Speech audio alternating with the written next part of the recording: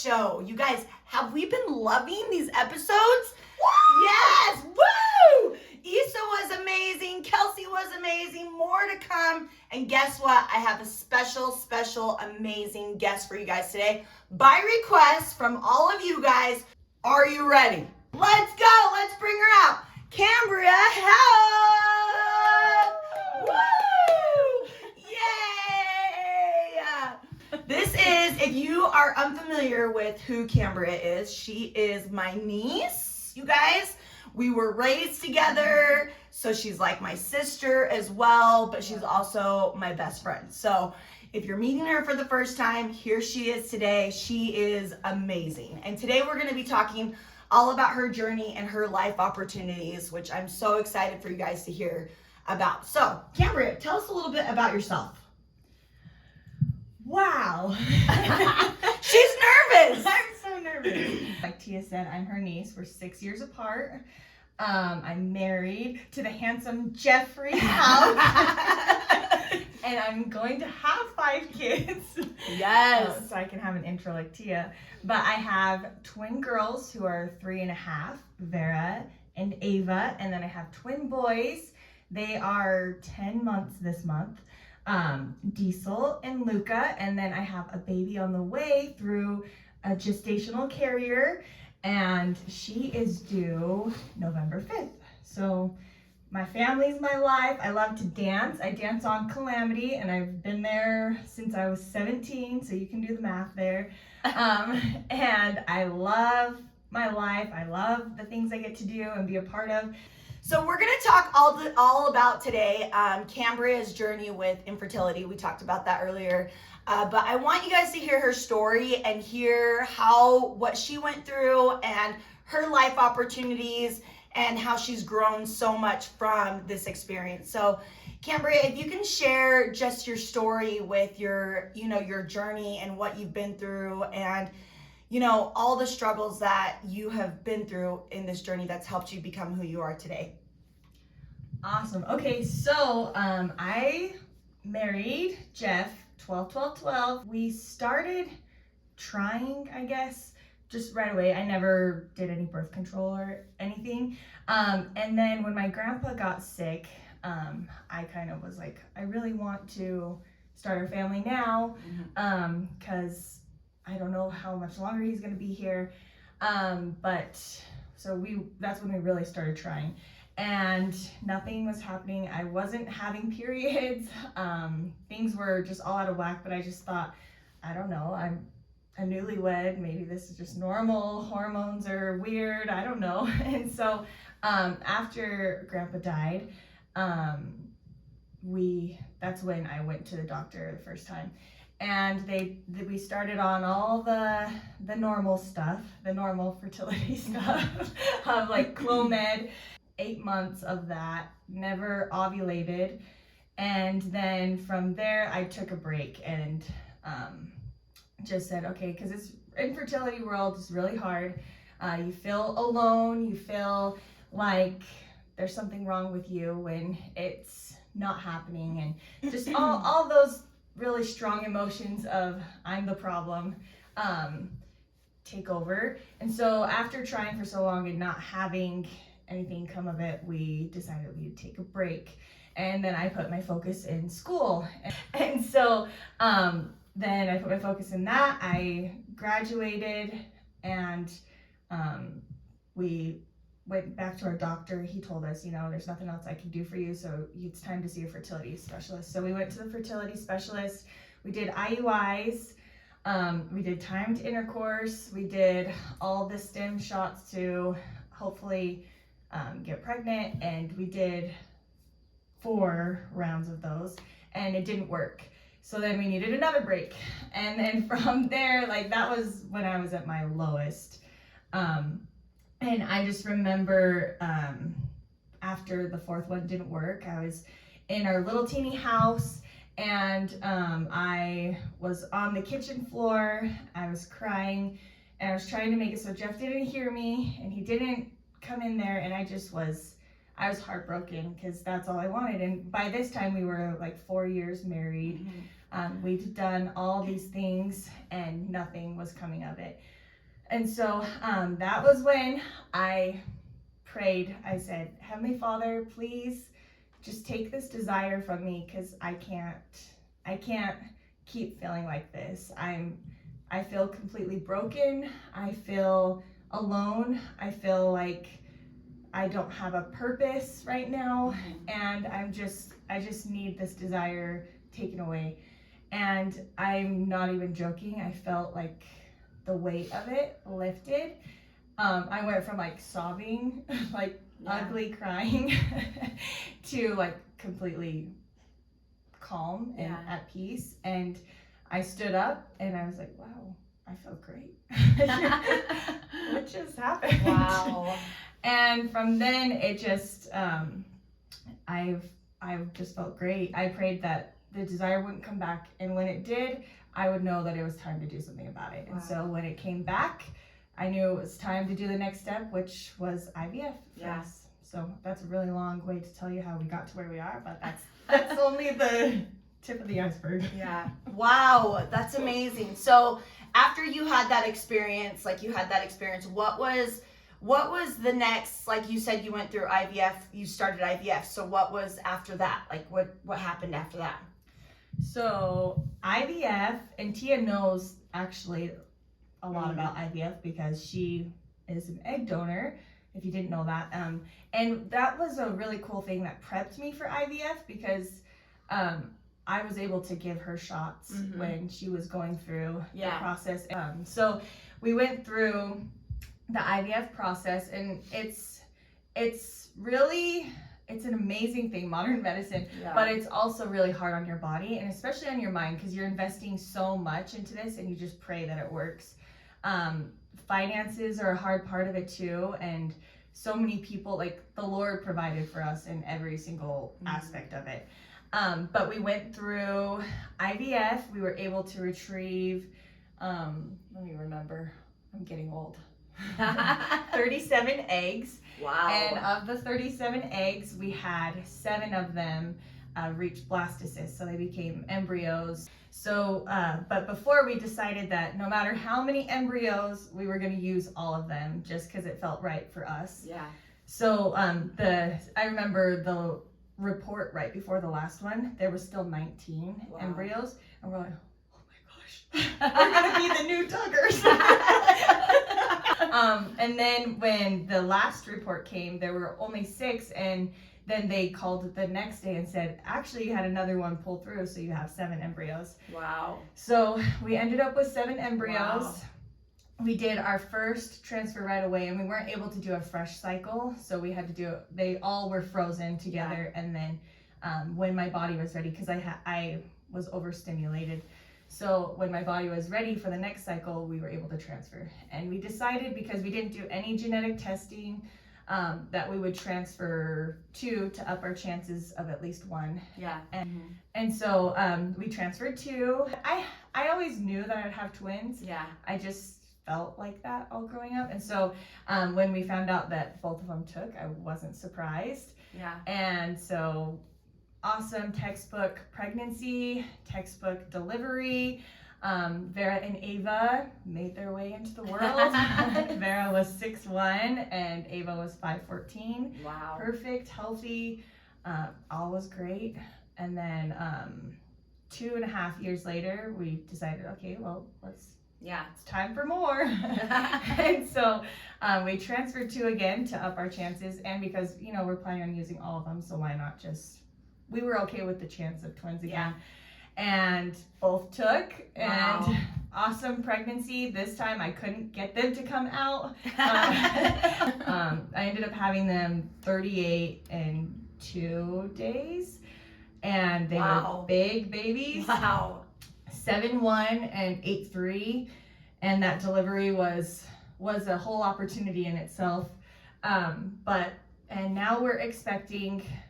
I don't know how to back it up, because this is a lot. Do you want all of this? So while you were going through the process, when you were trying, because I know that there's a lot of our viewers that are watching have been through, you know, their own journeys with infertility. So when you were going through that time of like not being able to like have babies on your own, what was your strength? Like, where did you draw strength from? Yes, I love this question, and you'll probably hear it a lot on Tia's channel, but calamity and getting lost in service. I would just say getting lost in service. Yeah. Calamity got me through all of these stages because dating life wasn't easy. Yeah. Calamity gave me that courage and confidence to make the choice, and it was the best choice ever. And then in the low days, I could go and just forget about it and dance, and then jump in on the fundraisers. And I developed a lot of talents I never thought I would ever have in this time. I kind of kept giving it to her.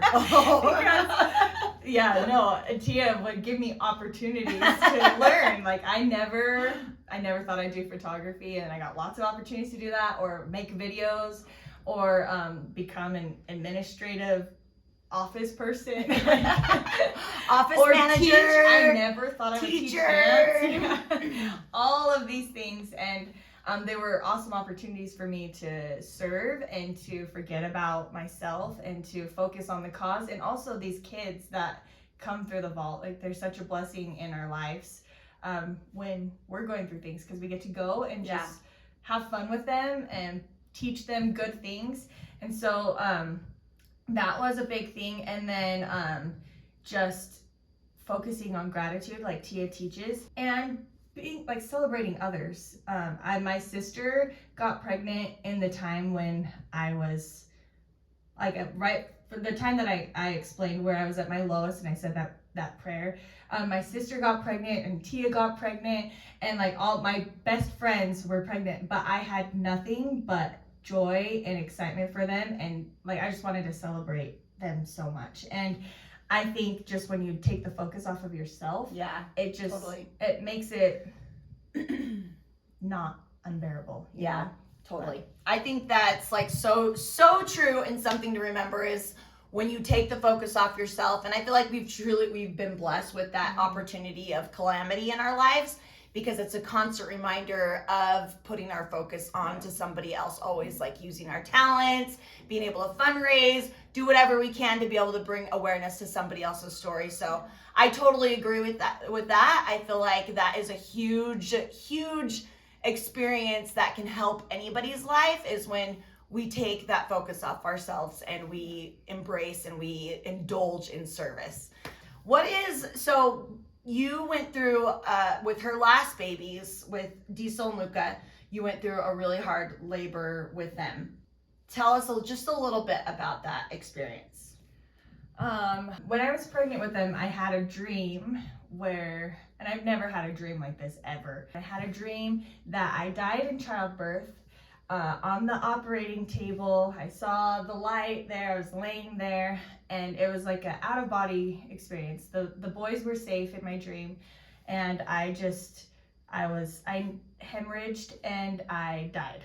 Basically, that was the dream. And I woke up and it felt real, and I just knew that there was something to it. It felt more like a premonition or like a vision of something to come than a dream. And so it really stuck with me. And my next doctor's appointment, I brought it up to my doctor, and I just said, hey, like I had this really vivid dream.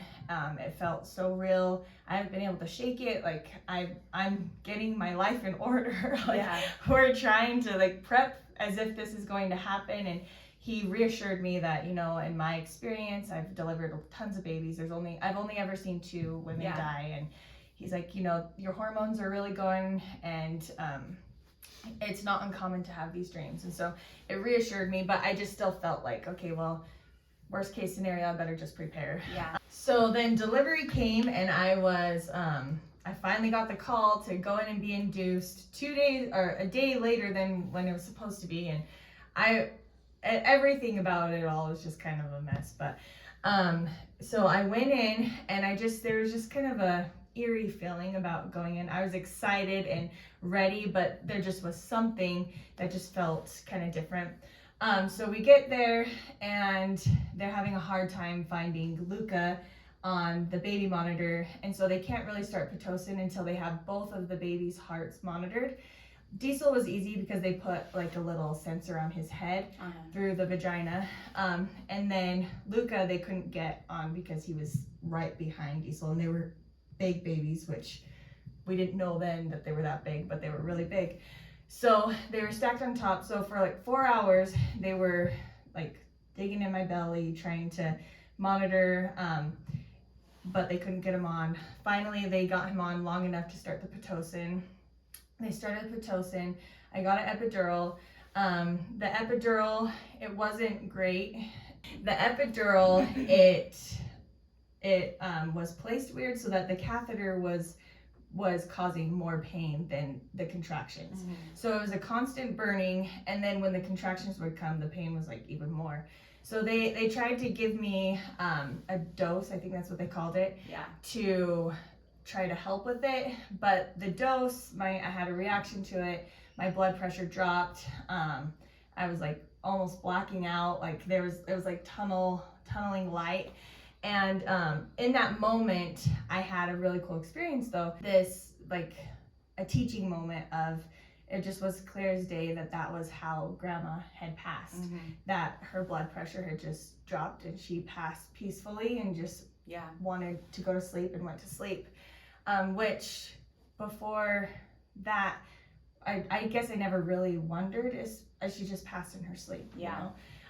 But it was like clear as day that was how, at least it was clear to me that was how she passed. So the dose, I came back from it and I was fine. I slowly dilated, and then the catheter burning was bad again. And they said, well, let's try a half of a dose of what we did. So they did that, and this time I went completely numb from my neck down. Wow. And I dilated so fast, it like pushed me into dilation. So then it was time to go into the operating room and deliver. And they have twin deliveries, deliver in the operating room in case anything were to happen. The anesthesiologist will be there, doctors there, nurses there, everything's there in case you need a C-section or something. But I was kind of freaking out because I was completely numb. I was getting congested because of it, and then I was focusing on my breathing because it was like I couldn't feel any, like my body was so foreign to me. So as we're wheeling in, I asked them, like I was just telling them over and over, I'm like, I don't know how I'm gonna push. Like I have no feeling at all. Like I don't think I can push. But we get in there, and Jeff is there with me, and I tell him like, I need you. Like there's no way I can push these babies out. I need your help. So he's behind me, pushing my shoulders like up every time there's a contraction. The nurses kept telling me to pull my legs back, but I'm like, I can't. Like I need you to push my legs back. I can't feel them. I can't do anything. And I'm trying to do my arms. My arms are like flopping off the table. And so finally, like I'm pushing, and the doctor says, do you want some help? Like, do you want to use the suction? I'm like, yeah, I have no feeling. So yeah, that's the only option I have. So we pushed, did the suction. He came right out. Diesel came out. He was happy, healthy, awesome. So then in an hour and a half, the epidural had worn completely off, and I was now delivering Luca naturally.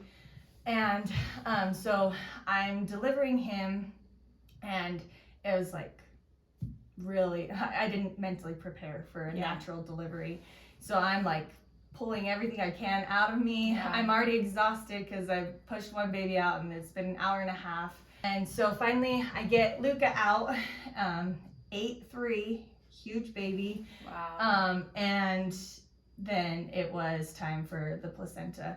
But the placenta wasn't coming out, and I still had no pain meds, no epidural, and so the doctor had to scrape it out of my uterus by hand. My gosh. And that was the most painful of it all. But after all that, we go back to the room. I'm just relieved. Everything's great. They keep checking me. It's time to go up to mother and baby. I go up there, and as soon as we get there, I feel like a lot of pain again and just a gush of blood. So I tell the nurse, and she's in the middle of doing the handoff. Yeah. And so tell her again, and she pulls the sheet up. I'm hemorrhaging. It goes into this crazy whirlwind of everything, and then they take me down to the OR, and they end up coming to a conclusion that they're not exactly sure what it is. They've stopped it for the moment, but they don't think it would hold. Yeah.